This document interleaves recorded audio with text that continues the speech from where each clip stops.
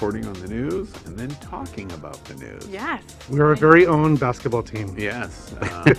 We have a Mexican, we have a Guatemalan, we have an El Salvadorian, Yeah. we have a What'd you do? You picked us up at Home Depot? Jersey girl, Puerto Rican, All of us. and we have the white guy. And then we have you. Yay! Privilege. Yeah. Yeah. White privilege at the table. It's going to be exciting. It's gonna be fun. First time. And so much to talk about. My God, we have a ton of news to get ton of news Wow. tonight. And Orlando just told me that somebody got divorced. Who got divorced? Melinda Gates and Bill Gates. Oh, Yeah. that's sad. That's life. because they're going to save some taxes somewhere. Yeah, exactly. It's a money scheme. 4, 3, 2. Well, welcome to Queer News Tonight, the world's first and only LGBTQ daily evening news. It's time to queer up the news.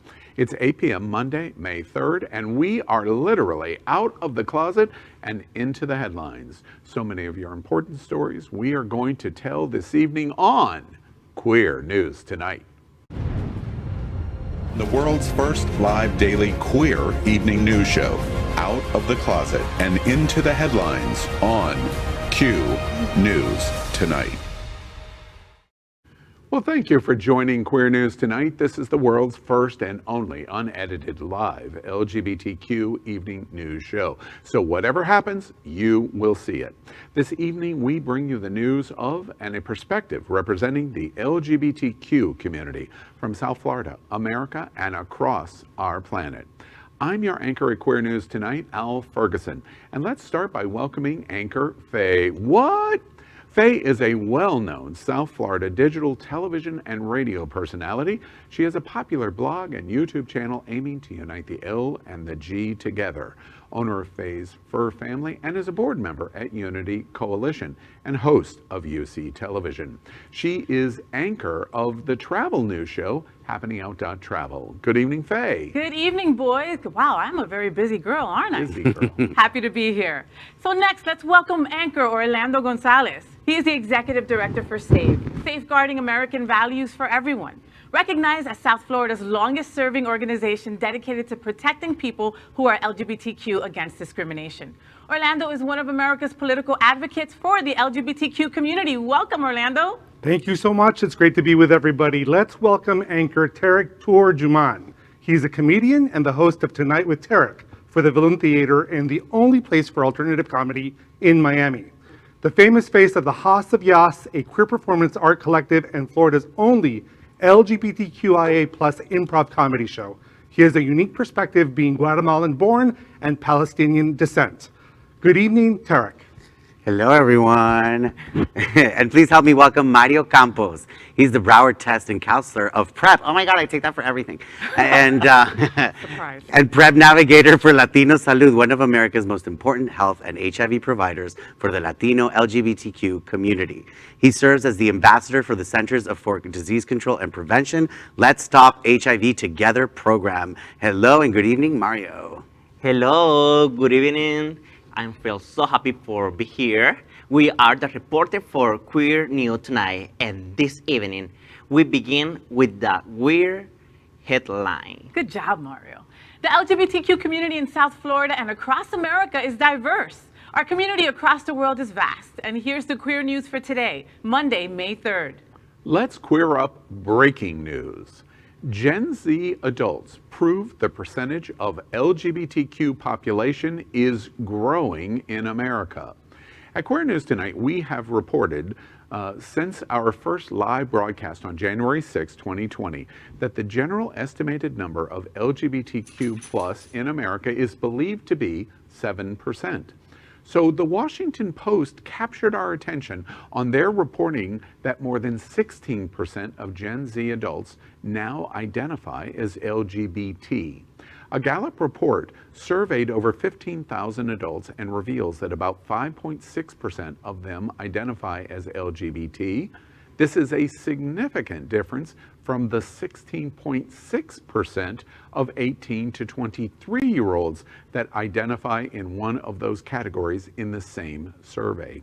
Political pollsters may have some startling answers on the difference. Poll taking is dramatically more difficult than the simple answer. Pollsters suggest that who you ask is the most important criteria in determining correct results. Because of discrimination and negative out effects from the American society, pollsters wonder if truth in polling is clearer the younger you get. The Gallup poll showed a lower number of LGBT the older you got. Therefore, pollsters suggested this may be what they call an honesty test, and explains why Gen Z adults are the highest percentage at 16.6%. They have the least fear. The LGBT American population, therefore, is actually much larger than first thought. Researchers interviewed LGBTQ plus people, discussed the silent majority of our community, which is bisexuals, and how the internet is educating people on the possibilities of these identities. Psychology professor Philip Hammock said, quote, "The rigid lines around gender and sexuality are just opening up for everybody. Young people are just doing it. They're leading this revolution, and they're forcing scientists to take a closer look." I don't think, go ahead.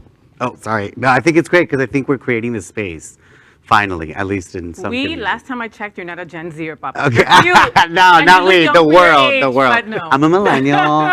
Well, Millennials are old now. I totally agree, right? The hard work that's been done over the years around Yeah. the hearts and minds, the older generation definitely paved the way to make it safer. You saw safe zone stickers pop up in the 90s and the 2000s, Yeah. really making it a better place. So there's no doubt that there's no fear. And the older generation is still living trauma, right? It's still having experienced bullying, having experienced a tremendous amount of discrimination.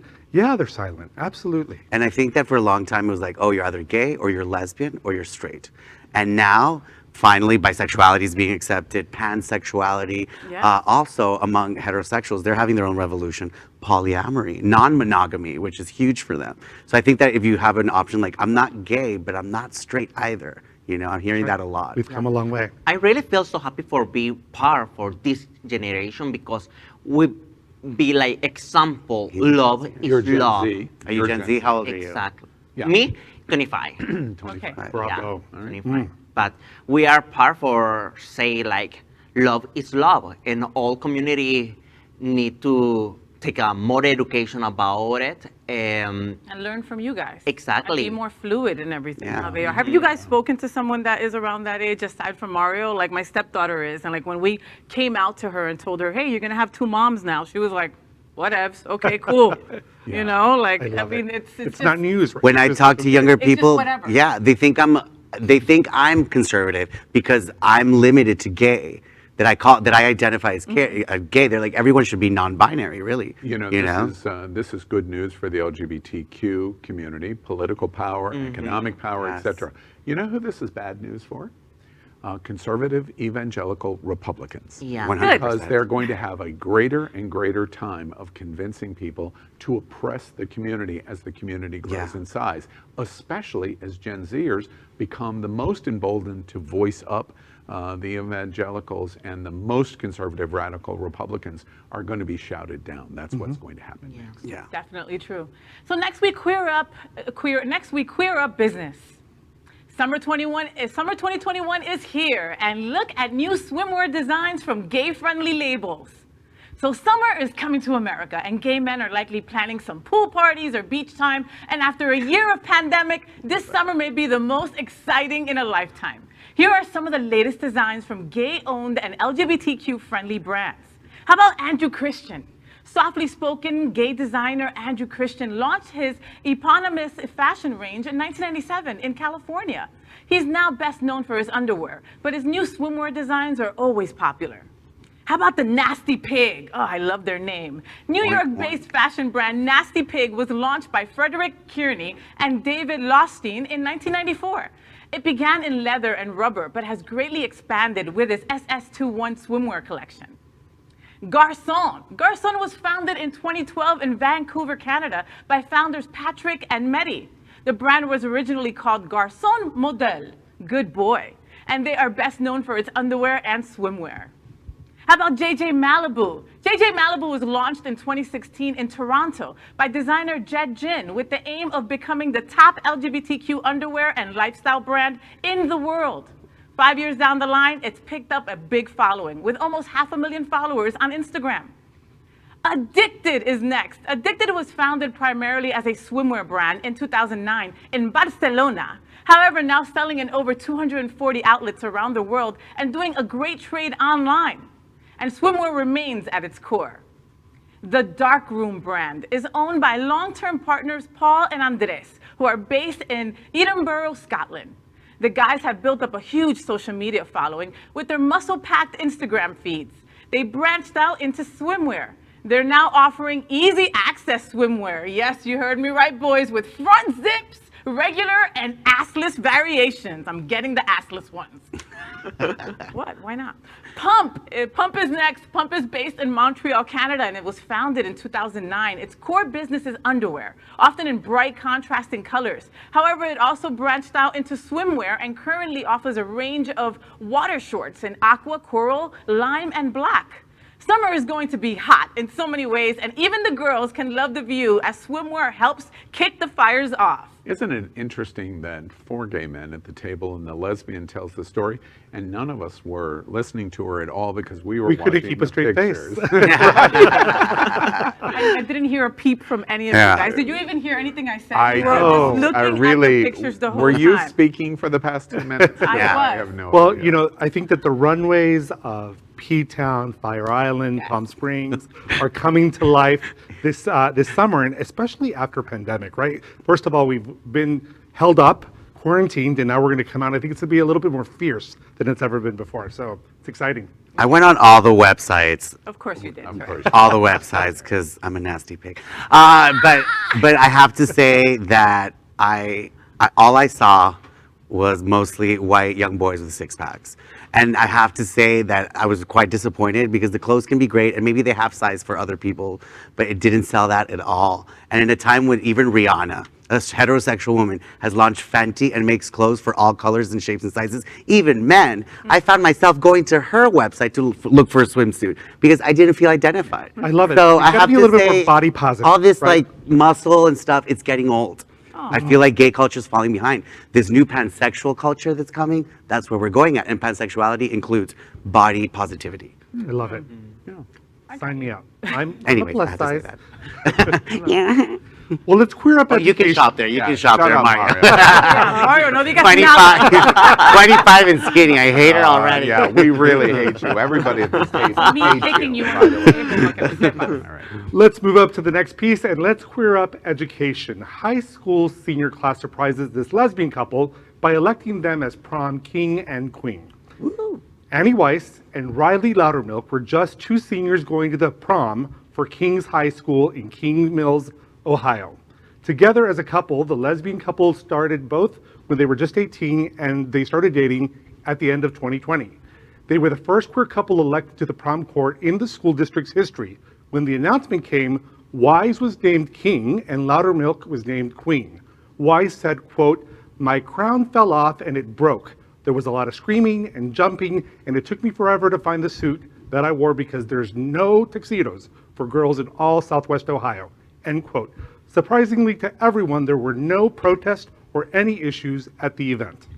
This happens every year. Every freaking year. And I love it. Yeah. Okay? I'm sorry. It's just so Yeah. cool that, Yeah. and it's always like a small town Exactly. where it's like full of churches and stuff like that that you don't expect for them to come and rally around this beautiful couple. You know, one of the girls, like Orlando had said, broke her crown and then somebody sent them both a bunch of like real crowns. So, I mean, it's just such a beautiful story. I love that. I love it too. I mean, the first story that we led with was about acceptance, right? Greater acceptance in the younger ages, and so this is a reflection of what happens as a result. And so I love it, but I don't like this sort of king and queen binary heterogeneity. Exactly. Like I want a queen and a king and whatever else is there. So I think we can divorce ourselves from those binary. Yeah, I think we have to move on to like royal couple or something like that. I love that. For a lot of things, but Absolutely. I think that high schools in small towns are reflecting what's going to happen next. Exactly. And they're reflecting like this pansexual world of acceptance. Yeah, because and it's non-monogamy. the same history from a lot of people right now.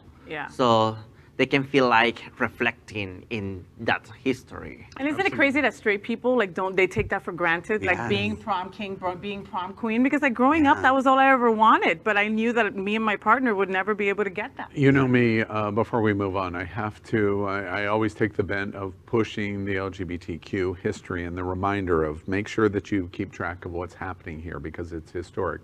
It was just 10 years ago that a high school in Southwest Ohio that was the featured star of a television show called Glee happened. And it was the cry moment of becoming the queen, the gay character becoming the queen. Yeah. 10 years later, Southwest Ohio is celebrating a lesbian couple that is both the king and the queen. We've come a long way in 10 years, and this event proves Yes, yes. Well, next up, we queer up entertainment.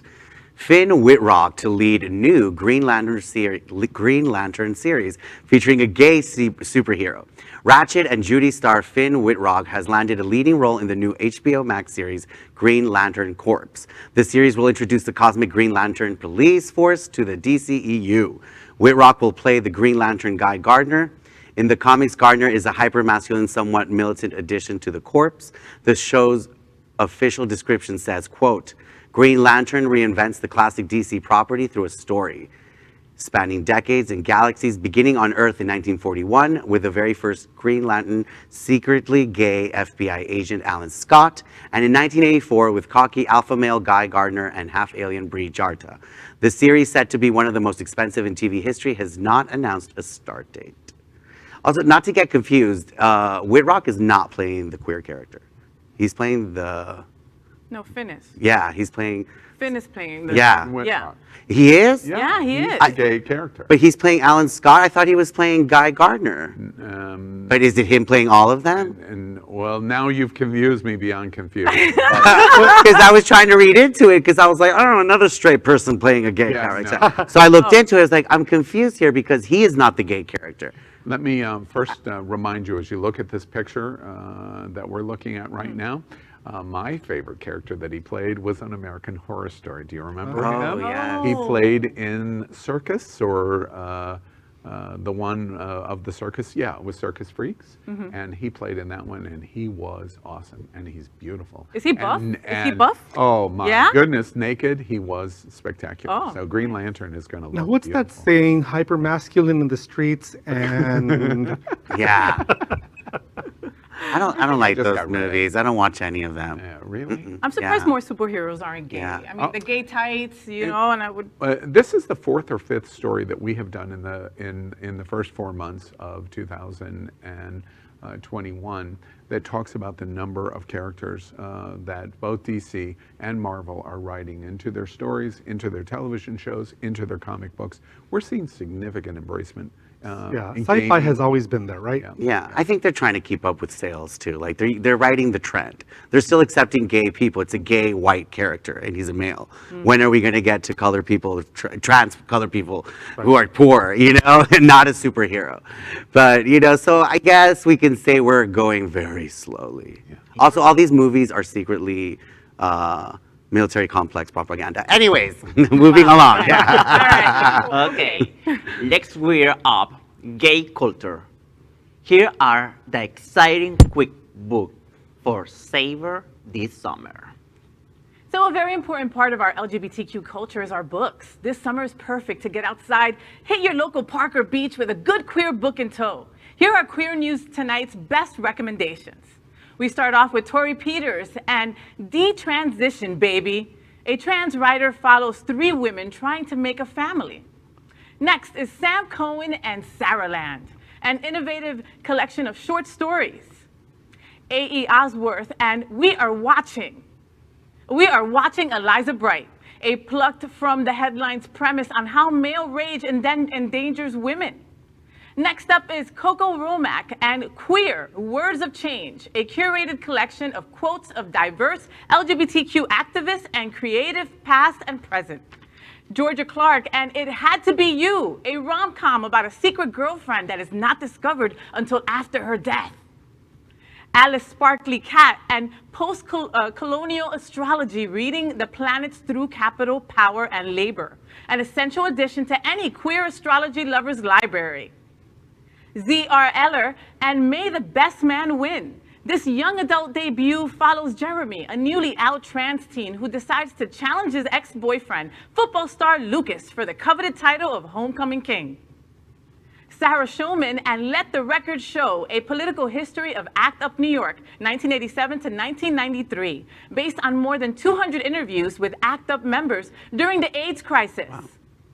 Jonathan Parks Rummage and Yes Daddy, it follows a struggling New York gay playwright whose experience dating an older man takes a dark turn.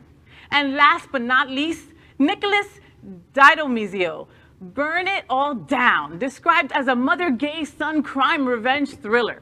Whatever you choose, much of our rich LGBTQ culture is in our books, so try something cool this summer. I love to read. I really enjoy reading, and I love when I can find books that are about my own life, right? Yeah. Where I'm reflected in there. And the really amazing thing about these books is that they're not trite or stereotypical, right? There is mystery, fiction, nonfiction. There's stuff about family, stuff about historical activism and thrillers. So the span of the genres is pretty amazing. In the past, I think that they were all a little bit more one-sided. So yeah. I like this. It was all assless chaps and hooking up, right? Yeah. And now it's something different. That's good. Now we have more. Right. I'm excited to read Yes Daddy. I need a Bible manual for the next 10 years, so I'm going to do that. But you know, of the new books coming out that fascinates me the most is Dr. Howard Grossman, who does our health Q&A on Tuesday nights, was friends with and participated with ACT UP in this time period in New York. And that book about ACT UP from 87 to 92, I bet is just going to be incredible. I can't wait to read that. Yeah, I really love it. Like reading, I really like go to the park, spend my day like in front of the beach and reading. I don't know if you read like Call Me by My Name. Oh, sure. One of the best books around the world. So we have to add that to the list. Call Me by My Name. Yeah. Which the movie was based on, no? That's the famous right. movie, yeah. Right. Which was a great movie. Well, without any gay actors, but whatever. Yeah.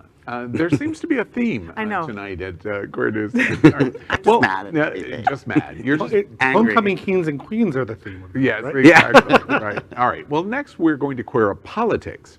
A new poll shows LGBTQ plus Americans overwhelmingly approve of Joe Biden as president.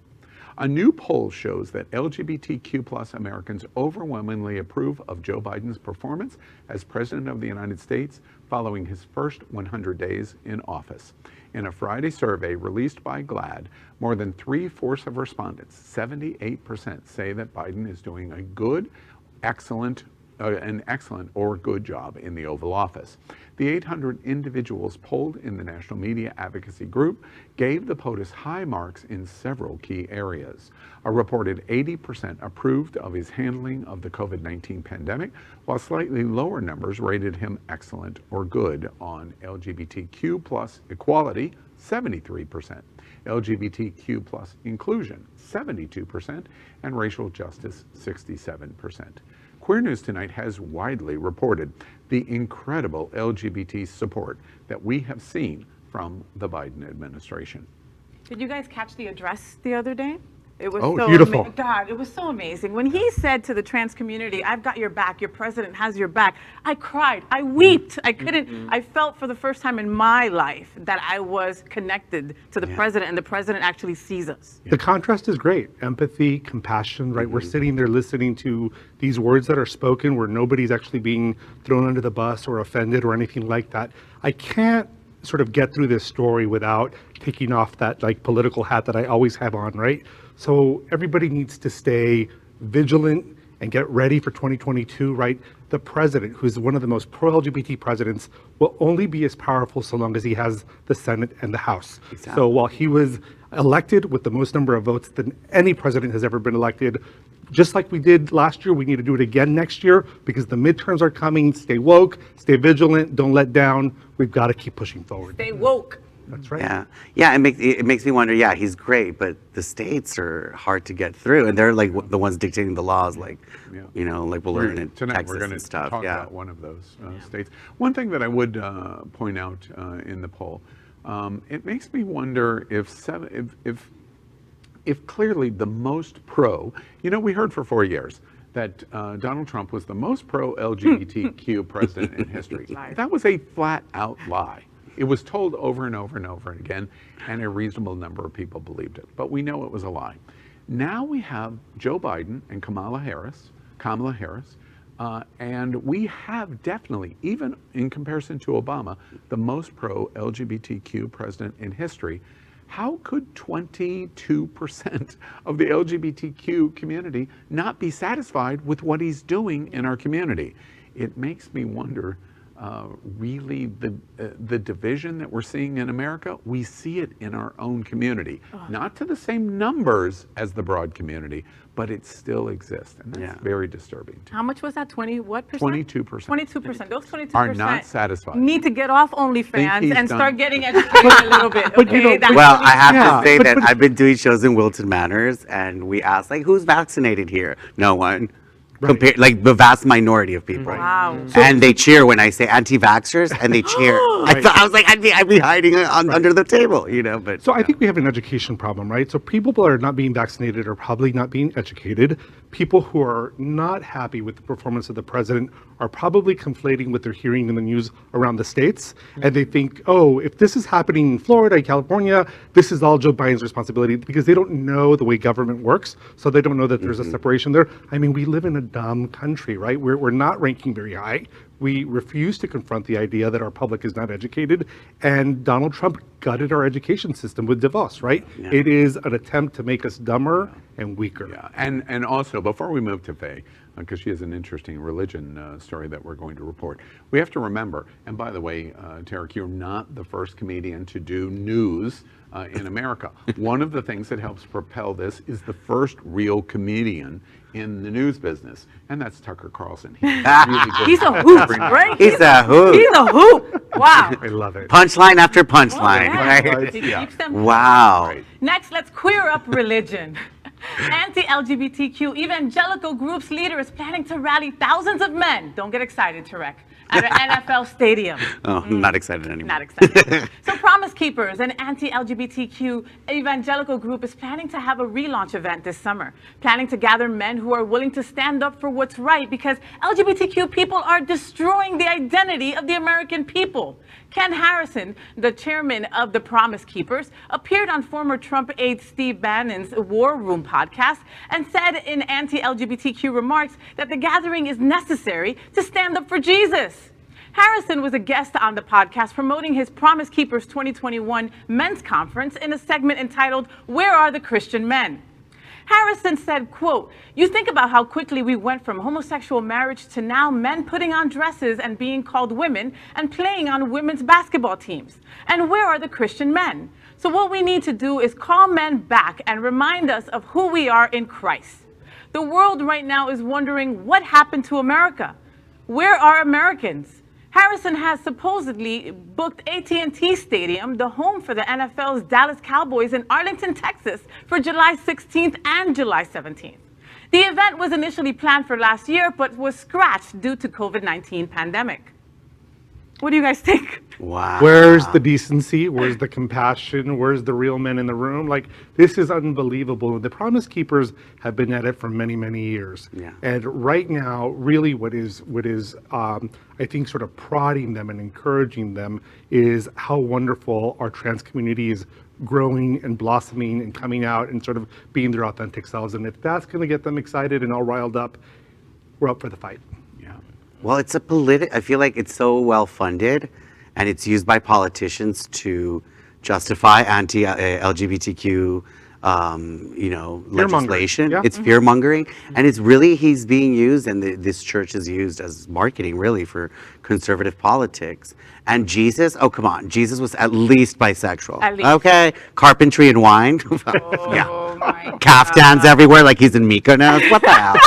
You know, if I were to guess, I would say that the LGBTQ movement over the next 5 to 10 years is going to be centered around religious exemption. Religion is the centerpiece of this sort of last barrier that we're trying to cross. Yeah, you're completely right. In many political aspects. And then this guy, this Harrison guy, he's one to talk. He looks like they should make an episode of Dateline about him. Like he looks like he killed somebody or he did something on the slide. And by the way, there's nothing gayer than calling and booking an entire stadium to put a bunch of men in there and celebrate your manhood. That is epitome gay. I was thinking, as the story was being reported, if this isn't the height of white toxic masculinity, I just don't even know. That's it. Yeah, I can only imagine all the gay sex that's going to happen during this conference. Grindr's going to Explode, right? Well, next we queer up the USA. The U.S. Supreme Court rejects the Texas lawsuit against California over its travel ban protesting anti-LGBTQ laws. Earlier this week, the United States Supreme Court rejected a lawsuit that was brought by Texas Attorney General Ken Paxton, who is a Republican, who was challenging the California ban on state-funded travel to states with discriminatory laws, including Texas. The Lone Star State found itself added to the list of problematic states in 2017 when lawmakers passed a bill allowing adoption and foster care agencies to cite religious beliefs as justification for turning away same-sex couples, religious minorities, and other prospective parents. Under the ban, government agencies, public universities, and boards may not use taxpayer dollars to fund work-related trips to states on the list. California argued that Texas was simply seeking to penalize it for reaching a different conclusion that taxpayer dollars should be used to fund discrimination. On Monday, the Supreme Court declined to hear Paxton's lawsuit. The case came to the court as California is likely to expand its list to include other states that have passed a slew of anti-LGBTQ laws, including Tennessee, Arkansas, Mississippi, North Dakota, Montana, West Virginia, and Florida, to name a few. Texas currently has 26 laws working through the legislation that could trigger more political and business boycotts of the state. There's no question what the lead in this story that Orlando just did is boycotts work. Yeah. The state of California is saying, nope, you can't spend any of our taxpayer money in states in any government-related, California government-related way in states that are going to discriminate against LGBTQ people. And the Supreme Court says, we're not even going to touch that issue. So that's going to settle this issue. California started with Idaho, and it is quite successful. Texas, you pass all the laws you want, and you're going to see state after state after state do the exact same thing. And by the way, you're also going to see it from the standpoint of businesses that do the exact same thing. Conventions are going to start to say, and sporting leagues and all kinds of other organizations are going to say, look, the Texas governor duo of Batman and Robin of Texas and Florida, you do whatever you want, but it's going to cost you millions and millions and millions of dollars. You're absolutely right. So last week we saw the transgender athletic bill that was passed in Florida. The House voted, the Senate voted, and one of the first organizations that spoke up loudly was the NCAA, right? So the NCAA is now saying, we will withdraw championship games in the state. And of course, many of the public universities that are going to host these are saying, wait a minute, we make a lot of money from those games here. So I think that there's still a lot to be done in terms of these boycotts and in terms of corporations responding, but you're dead on. And I think that the lawsuits that are going to come after this are really going to prove how unconstitutional those laws are. Yeah, that's right. Yeah, it's really sad, to tell you the truth, what's going on in the United States. But boycotts do work.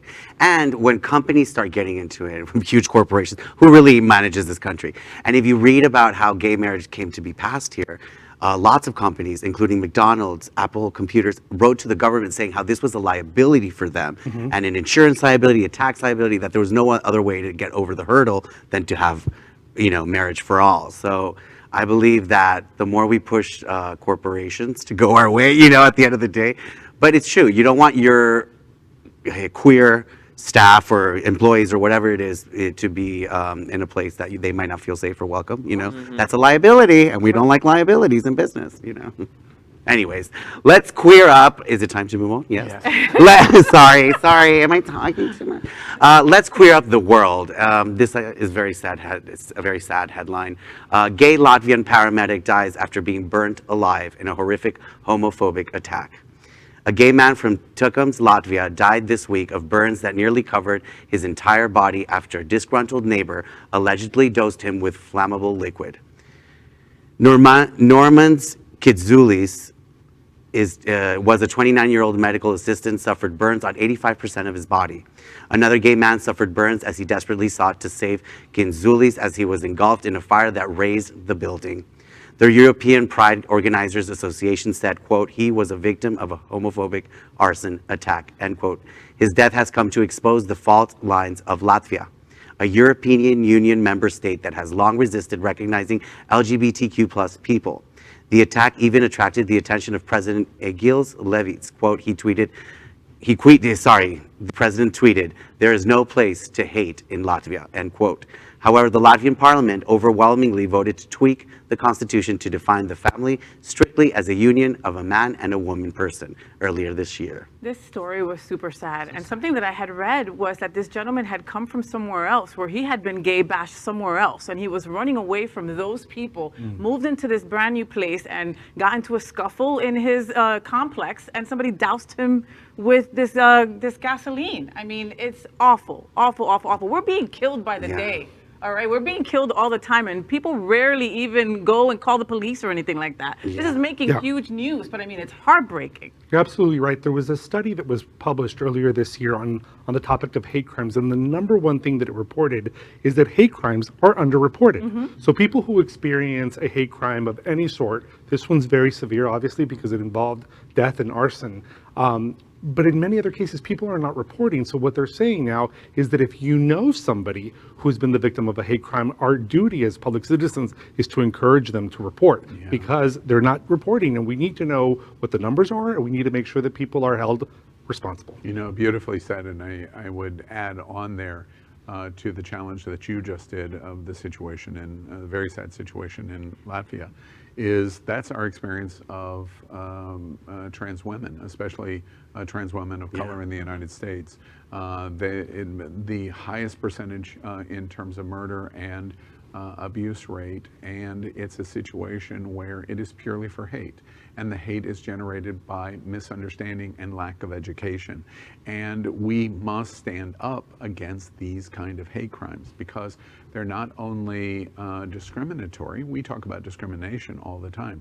There are tangible results of events like this, and it can lead to death. Yeah, it's so sad because like before we got it like a lot of like interested and happy history about the include LGBTQ community in our family, in our country. But then we got it, that history that is so sad. And it's not so far from here. Like we represent like each Latin country, and we know that really happened in our country. And it's a lot of like history like that. A lot of family lose one member because they don't have a lot of education, they don't have a lot of like inclusive program in the community. So that is so sad because it's like 2021st, like it's this year, and we have a lot of like activity to know about like respectful, about stigma or something like that. But that really happened. You know? We've come a long way, and there's still so much more to do, particularly in cultures where religion is a dominant guide in the way that people view us. And you know, and just like you said, Faye, you know, you were saying this person, you know, fled persecution in one place and then ended up in another place just to be found in this situation. And so where is it safe, right? Where is it really going to be completely free for us to be able to exist and not be? It's a complete reminder that we were just talking about the amazing moment that we are in the first 100 days of 2021 in the Biden administration for LGBTQ rights and where we are in the world, and contrast that with all of the terrible things that are still going on. We can't forget we can't forget, and we must stand. Yeah, someone once told me we always have to remember that most people around the world cannot be out of the closet and live in danger. We are just a very small portion in the first world, Yeah. you know? Mario, push us along. We're going to talk about one of the big trans rights stories in America. Yeah, let's wear up trans right. Thank you, Mario. So Caitlyn Jenner says transgender girls should not be allowed to play girl sports. Watch this. Hi, Caitlyn. So there's legislation in various states to ban biological boys who are trans from playing girls' sports in school. What's your opinion on that? This is a question of fairness. That's why I oppose biological boys who are trans competing in girls' sports in school. It just isn't fair. And we have to protect girls' sports in our school. But if someone transitions and now identifies as a girl, isn't it delegitimizing their identity to prevent Have a good them? day.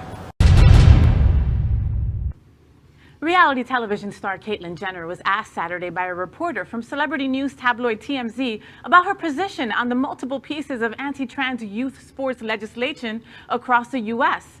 Jenner responded that she saw it as a question of fairness, saying that she opposed biological boys who are trans competing in girls' sports in schools. When the reporter attempted to ask a follow-up question to Jenner as to whether or not that would delegitimize trans people who have already transitioned, she deflected and got in her vehicle, not answering. She announced last week that she is running for governor of California. Jenner, 71, a trans woman and longtime outspoken member of the Republican Party, would face incumbent Democratic Governor Gavin Newsom in a likely recall election against Newsom later this year. That is, Everybody's like dumbfounded. Everybody has their mouth open. So, like, I mean, that just my happened. 3 words are this. Like, this woman has no self-respect, right? And I think that the last question that the reporter asked, in which she just got into her car, said it all, right? Does this delegitimize you, right? Does this really build a cause, builds the argument for the rights of trans people as a trans woman? And so I think that moment sort of said it all. And so she was speechless, got into her car, and probably said, I need to work on my talking points if I'm going to run for governor. But she has no self-respect. no, it's confusing. And I think there's been one of the biggest debates about trans people is that they shouldn't compete, they should compete in the sport as the person they were born, or through the gender they were given at birth, you know? And I think it's because people don't really understand transsexuality yet, and what it's like to, transition. Once you've transitioned, you should be able to compete in the person that you are, as the person that you are. And I get that there's a lot of questions about, but their testosterone levels are higher than most girls. Or, there's all the science to it, but you need to read the science about transsexuality and transgenderism too, so that understand what they're saying. Well, and like Orlando said, she needs to educate herself if she's running for governor. I mean, she's running as a Republican, and I think that she wants to run as the gay they can trust, which they love. A white, powerful gay, like Buttigieg, because the Democrats are pretty conservative too in this country. Hello. And they love a white, powerful gay that will talk like that, a queer that will talk their points down. Just like they like a nice, presentable black person like Candace Owens or whatever to talk about black rights. So if she wants to be a Republican governor, I guess she's climbing up the right tree. Although I don't think they even want them her to represent them. So there's no really tree to climb. And it was something that she said, we have to protect the girls' sports in our school. Does she understand that some of these bills that she is okay for are up to junk checking and checking the people's gender by that? Yeah. So you're putting these little girls in those positions, those little girls that you're trying to help and save, really? These bills are attempting to solve for a problem that does not exist. Doesn't exist. Yeah. Right? So what a waste of taxpayer dollars. What a waste of efforts. We are in the middle of a pandemic, in the middle of an economic unstable crisis that we've been dealing with. And this is what states across the U.S. have been spending their time on. We need to go vote. Yeah. And we need to vote for the right people. It's like the bathroom bill. Waste of time. We don't need 100%. Mario, anything you want to add? No, I only want to say, like, when you try to be, like, political, it's because you consider it by yourself, like, example. So, like, that is, for me, like, my generation. I feel like I talk about myself. That is not, like, Yeah. She doesn't have identifying to me. authenticity. No. Yeah. Generation Z needs Exactly. authenticity. You know, They Exactly. need transparency. I'm surprised in terms of watching the video. I knew it was out there, but I haven't watched it specifically Me because too. we're going to report it in this show. Yeah, it's so interesting because at the beginning we start talking about the new generation, and now at the end we close oldest, 71 with years. that history. So it's a big difference. Yeah, Exactly. Yeah. And actually, I'm going to throw myself into the category of the observation that you made. I've been here in South Florida for 3 years. I have worked very, very hard to learn about the trans community and what the trans community is all about as it relates to the LGBTQ community. I have thrown myself painfully into that education process. This story really actually makes me incredibly angry, and several very important reasons. One of which is Caitlyn Jenner, who should be one of the most knowledgeable people in America, is one of the most recognized trans people on this planet, is stating something that medically, the American Medical Association says is flatly not true. Completely contradicts all of the medical science information that says it is not true. And these bans have absolutely nothing to do with the competitiveness of girls in sports. So first off, Caitlyn Jenner is ignorant. And then second, it is mean-spirited and hateful for Caitlyn Jenner to be a Republican, to do this in terms of wanting to run for governor of California. I do not care. You do not have a chance in the world, but I do not care. But at the end of the day, to be so mean in this passing comment, to throw misinformation of the red meat to the evangelicals and the most radical Republicans in America is disgusting on Caitlyn Jenner's part. It's horrible. And if I were Caitlyn Jenner, with what I know over the last 3 years, I would do the number one sin right now in this story by dead naming you. And let me use your male transition name to minimize you. And fortunately for you, I've learned a lot more than you have in the last 3 years. Yeah. Good one, And she was an Great point, athlete. And she was an athlete. But good one, Al. Good job. Well, it was a lot of news, and that is our queer headlines for today. So let's catch up on the LGBTQ news surrounding COVID-19 with our special segment called Quarantine Quickies. We all love a quickie. Queer News Tonight has been LGBTQ America's most important news source on the pandemic, as we have reported on coronavirus on every news broadcast since January 6, 2020. Tonight, we report the devastating effect coronavirus has had on the American and worldwide LGBTQ community in total cases and deaths. But we also provide hope of a new light at the end of this long tunnel. As of tonight, more than 2,300,000 LGBTQ Americans have contracted COVID-19. We have watched the greatest single-year LGBTQ health crisis of our lifetimes. More than 41,000 LGBTQ Americans have died from coronavirus. But the news is improving because as of today, more than 245 million vaccination doses have been administered in the US. So let's examine where our going forward is for today. And we will queer up Quarantine Quickies through April 26. We have now fully vaccinated 95 million Americans. Now, the CDC is closely monitoring results of the fully vaccinated. The CDC is calling it a breakthrough infections. As of April 26, there have been just 9,245 Americans that have contracted COVID-19 after being fully vaccinated. Of those, only 835 have had serious breakthrough hospitalizations after they've been fully vaccinated. The CDC reports that through April 26th, just 132 have died of COVID-19, calling them breakthrough deaths after being fully vaccinated. 132 deaths out of 95 million Americans to COVID-19 vaccines that have become an historic medical miracle. And Queer News Tonight encourages you to get the vaccine. It will allow us to return to normalcy. Yay, I'm House of Pfizer. What are you? Pfizer, baby, Pfizer. Liquid gold. Bud Light.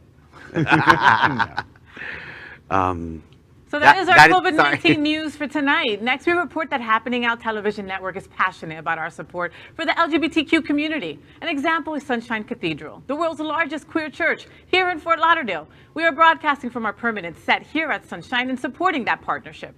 The network broadcasts the largest LGBTQ religious broadcast in the world, with more than 30,000 watching every Sunday at 10:30 a.m. Eastern, and it's totally live. We encourage you to tune in. Our campaign of sponsorship proudly supports Sunshine Cathedral is my queer church. Watch this.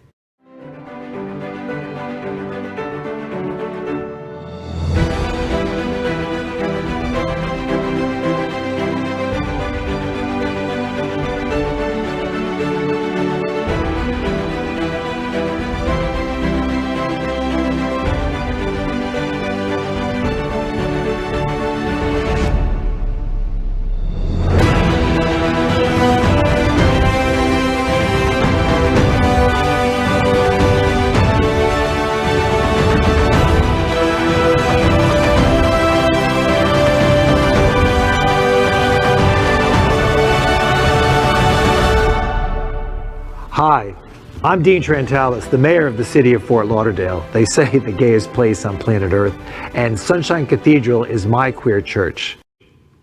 And we'd also like to thank our set designer, Concepto Modern Living, here in Fort Lauderdale, for making this set in this amazing queer church campus possible. Finally, we thank Queer News Tonight's hotel sponsor, Best Western I-95 Fort Lauderdale.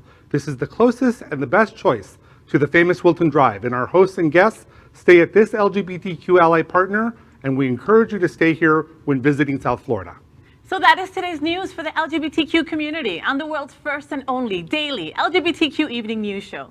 Is our community important to you? Then help us by liking and subscribing, ring the bell for updates, share this news with your friends and family, post this broadcast in the many groups that you're a member of. Queer News Tonight is the only live LGBTQ television video news in the world that is out of the closet and into the headlines. We need your support. If our community is to grow, we must tell our stories and bring them to the attention of the broader world. That is the passion of Happening Out Television Network and Queer News Tonight. I'm your anchor, Al Ferguson. And on behalf of these reporters, the anchors of Queer News Tonight, including Faye Watt, Orlando Gonzalez, Tariq Turgeman, and Mario Campos, we will see you daily. And that means tomorrow night at 8. Good night. Good night, guys.